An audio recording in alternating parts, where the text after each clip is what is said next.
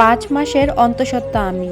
আমার স্বামী প্রবাসে গিয়েছে 3 মাস হলো। যাওয়ার সময় আমার স্বামী আমার হাতে 5,000 টাকা দিয়ে গিয়েছিল। এই 3 মাসে সে আমার কোনো হাত খরচ দেয়নি। প্রতি সপ্তাহেই আমাকে ডক্টরের কাছে যেতে হয়। ডক্টর দেখিয়ে ওষুধ আনতে প্রতি মাসে আমার প্রায় 7 থেকে 8,000 টাকা লেগে যায়। এছাড়াও নিজের আরো কিছু পার্সোনাল খরচও থাকে।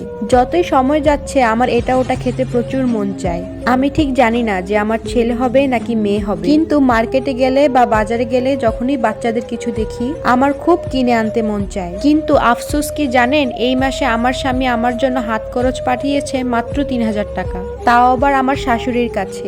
আমার শাশুড়ির কাছ থেকে চেয়ে সেই 3,000 টাকা আমাকে নেওয়া লাগবে। আমার স্বামী বিদেশে যাওয়ার পর থেকে তার মায়ের অ্যাকাউন্টে প্রতি মাসেই 70 থেকে 80,000 টাকার মতো পাঠায়, মাঝে মাঝে এর থেকে বেশিও পাঠায়। সংসারের খরচ বাবদ আমার একটা ননদ আছে, তার লেখাপড়ার খরচ, সাথে আমারও কিছু টাকা পাঠায়। কিন্তু আমার শাশুড়ি আমাকে কোনো টাকাই দিতে চায় না। তার কাছে টাকা চাইতে গেলেই সে আমার কাছে কৈফিয়ত চায়। তোমার কিসের এত টাকা লাগে? রান্না বান্না খাওয়া দাওয়া সবই তো আমাদের সাথেই করো। এক কথায় আমার শাশুড়ি আর আমার ননদ আমাকে কোনো টাকা পয়সাই দিতে চায় না।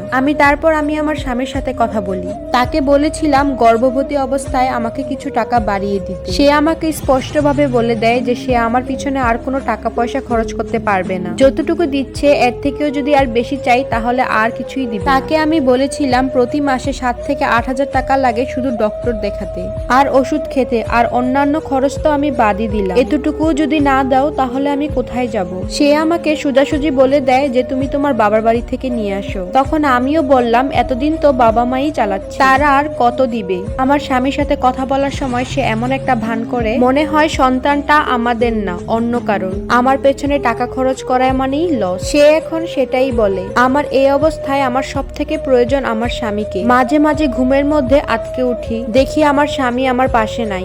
কতটা যে কষ্ট লাগে সেটা শুধু প্রবাসীর বউরাই জানে। শুধু সকালে একবার আর রাতে একবার স্বামীর সাথে কথা হয়। এর মাঝে যদি তার সাথে কথা বলতে আমার মন চায়, আমি যদি তাকে আলাদা করে ফোন দেই সে আমাকে ব্লক করে রাখে। যদি কখনো টাকা পয়সার কথা বলি এমনও হয়েছে সে আমাকে 1 সপ্তাহ ব্লক করে রেখেছে। মাঝে মাঝে 10 দিনও পার হয়ে যায় সে ব্লক খুলে না। বিয়ের পর 1.5 বছর পর্যন্ত আমার স্বামী আমার সাথেই ছিল। কোনোদিন আমাকে 500 টাকাও হাতে দেয়নি। বিয়েতে শুধু 1 জোড়া হিল দিয়েছিল, ওইটা পরে আমি ঠিকমতো হাঁটতেও পারতাম না। সেজন্য আমি একদিন তাকে বলেছিলাম তুমি আমাকে 1 জোড়া জুতা এনে দাও, কারণ এটা পরে হাঁটতে আমার খুবই কষ্ট হয়। কিন্তু সে আমাকে কিনে দেয়নি, অথচ সে তার নিজের জন্য জুতা জামা সবকিছুই কিনে আনতো। বিয়ের পর প্রথম শীতকাল স্বামীর বাড়িতে খুব কষ্টে গিয়েছে। ওই শীতে আমার স্বামী আমার জন্য একটা শীতের কাপড়ও এনে দেয়নি, কারণ বিয়ের পর আমার বাবার বাড়ি থেকে আমি একটা শীতের পোশাক এনেছিলাম, সেটা আমি বিয়ের আগে থেকেই 2 বছর ধরে ব্যবহার করতেছি। ওইটা দেখার পর আমার শাশুড়ি বলে তোমার শীতের পোশাক লাগবে কেন, এটা দিয়েই তো তোমার শীত কেটে যাবে। কথাটা আপনাদের কাছে হাসির মনে হতে পারে, কিন্তু আমার কাছে যে কতটা কষ্ট লেগেছে সেটা শুধুমাত্র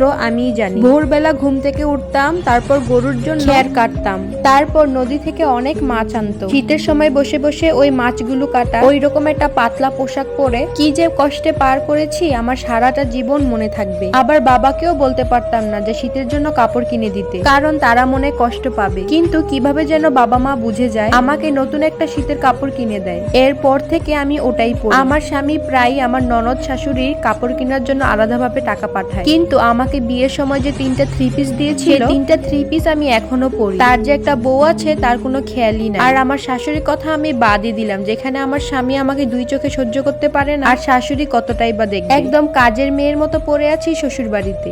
আমার বাবা আমার বিয়ের সময় আমার স্বামীকে 6 লক্ষ টাকা দিয়েছিল নগদ, যাতে করে তার মেয়েটা একটু সুখে থাকে।